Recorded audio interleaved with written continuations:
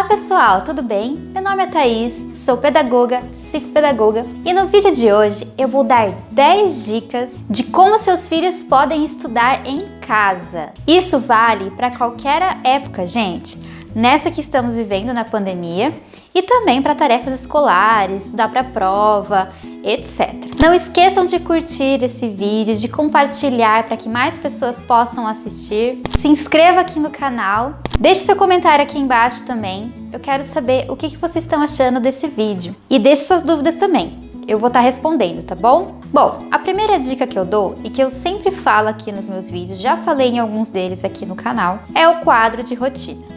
Gente, ele é praticamente a base para qualquer coisa para ensinar as crianças. Por quê, gente? Por que ele é tão importante? Porque ele é uma forma de organização para a criança. A criança, gente, ela precisa de limites, ela precisa de regras, ela precisa de direcionamento, ela precisa saber qual é a próxima coisa que ela vai fazer. Porque as crianças, elas estão aprendendo ainda, tendo noção de tempo. Então tem algumas crianças que ainda não sabem o que é ontem, o que é amanhã, o que é hoje, o que é dia, o que é noite. Tem crianças ainda que não conhecem direito os dias da semana, mês, ano. O quadro de rotina, ele vai ensinar tudo isso para essa criança. Fora que vai antecipar as atividades. Então muitas vezes os pais não vão precisar ficar cobrando e gritando com essa criança. Faça isso, faça aquilo, larga essa televisão, larga esse tablet. Porque a própria criança vai lembrar que ali no quadro de rotina, vocês fizeram esse quadro de rotina juntos e vocês decidiram a hora de usar o tablet, o tempo de televisão, o que vai haver após isso, a hora de brincar, a hora de passear. Uma coisa muito legal que vocês podem colocar no quadro de rotina, gente, é um dia de pai e filho. Nesse dia, vocês juntos vão escolher alguma coisa bem legal para vocês fazerem juntos. Pode ser alguma coisa que gasta dinheiro? Pode ser, mas pode ser alguma coisa que não precisa ficar gastando dinheiro. Por exemplo,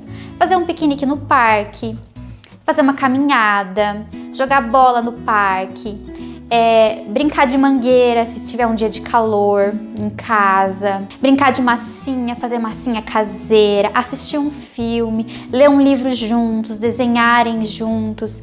Gente, dá pra fazer tanta coisa e as crianças adoram ter esse momento com os pais. Elas se sentem muito importantes, elas se sentem valorizadas.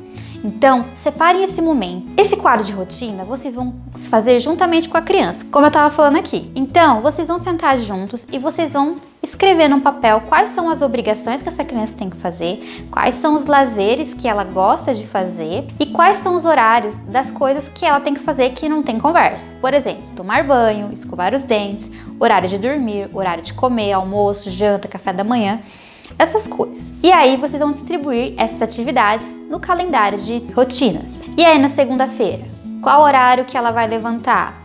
Qual horário que ela vai tomar café? Que horário ela vai para a escola? Né? E quando ela voltar da escola, o que ela vai fazer? E assim vocês vão distribuindo. E é sempre conversando com a criança. Principalmente crianças de 6 anos para cima. Elas têm grande capacidade de entender isso e de ajudar a distribuir essas atividades. Dizer o que elas gostam, o que elas menos gostam, mas que tem que ser feito. E também o adulto mostrar para essa criança que tem coisas que não tem conversa, que tem que serem feitas, tá bom? A segunda dica que eu dou é você perceber qual o melhor horário que essa criança estuda. Ou seja, ela de manhã está mais esperta, com mais atenção para realizar as atividades, as tarefas escolares, estudar para a prova, ou o melhor horário dela é à tarde, depois de uma soneca, alguma coisa assim.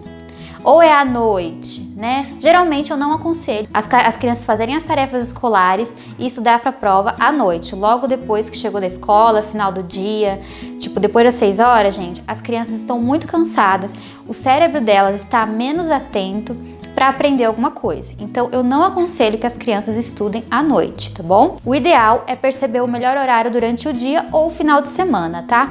Se não tem tempo durante a semana, por realizar muitas atividades, por ter o horário da escola, organize esse tempo no final de semana, tá bom? Por isso é importante, que nem eu falei na dica anterior, o quadro de rotinas, para ter essa organização. A terceira dica que eu dou é ir no ritmo da criança, ou seja, faça pausas durante o estudo. Gente, ela não precisa estudar 2 horas seguidas, ela não precisa estudar 4 horas seguidas, ela não precisa estudar 1 hora inteira seguida, ela pode fazer pequenas quebras de horário.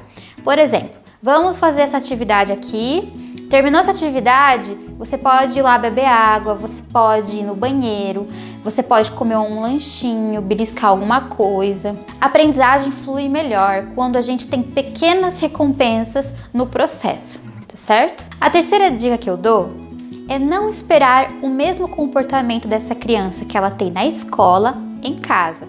Até porque, gente, na escola tem os coleguinhas, tem a professora, a turma é muito maior, a interação com esses colegas também faz a diferença.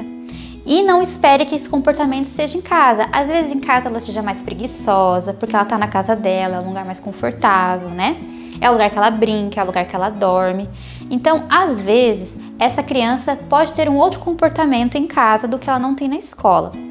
Então, encontre maneiras de motivar essa criança. Como eu disse na dica anterior, pequenas pausas já é uma boa coisa, o horário adequado para ela estudar, né?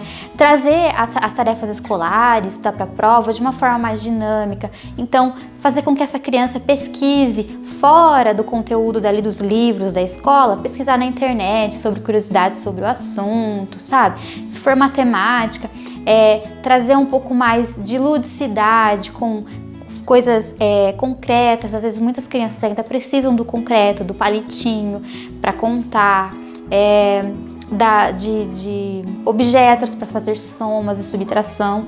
Então é muito importante isso. Se chegar o momento das tarefas escolares e essa criança começar: ai mãe, mas eu não sei, ai eu tô cansada, ai responde pra mim. Você pode dar uma resposta com uma pergunta. Então filho, como é que faz isso daqui?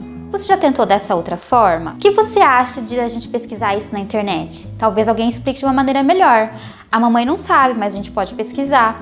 Entende? Porque você instiga na criança a curiosidade e a vontade de correr atrás. A curiosidade, ela aumenta mais quando a criança ela é proativa. A quarta dica que eu dou é um ambiente adequado de estudo.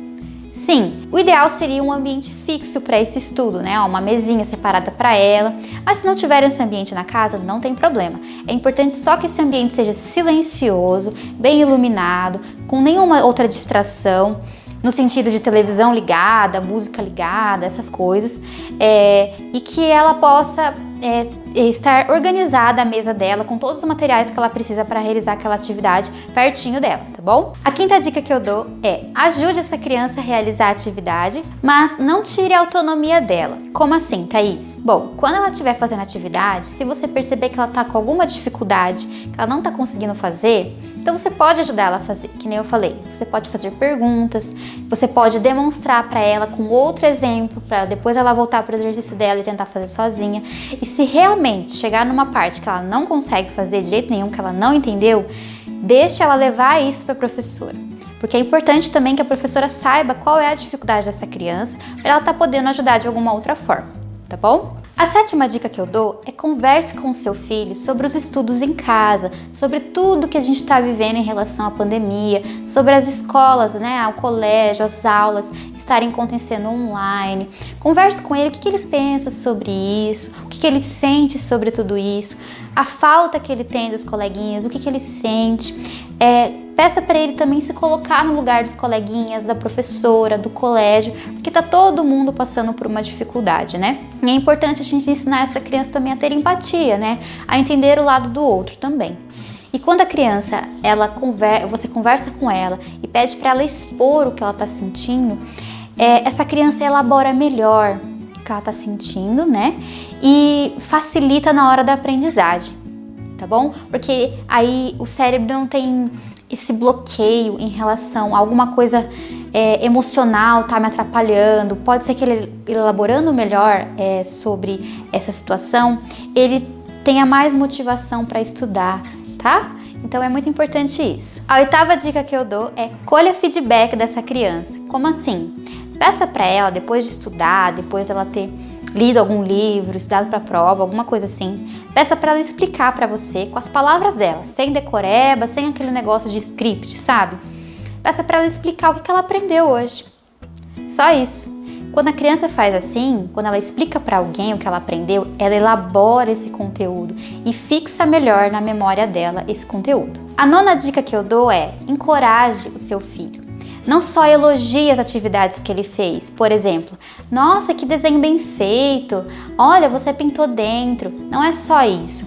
Encorajar é muito mais do que um elogio. É você dizer para a criança que ela é mais do que ela fez da atividade, que ela não é só aquela atividade que ela fez. Porque às vezes ela faz atividade, ela pode errar, não é mesmo? E ela pode se achar incapaz. Então encoraje, tipo, o desenho que você fez, gostei muito das cores que você fez.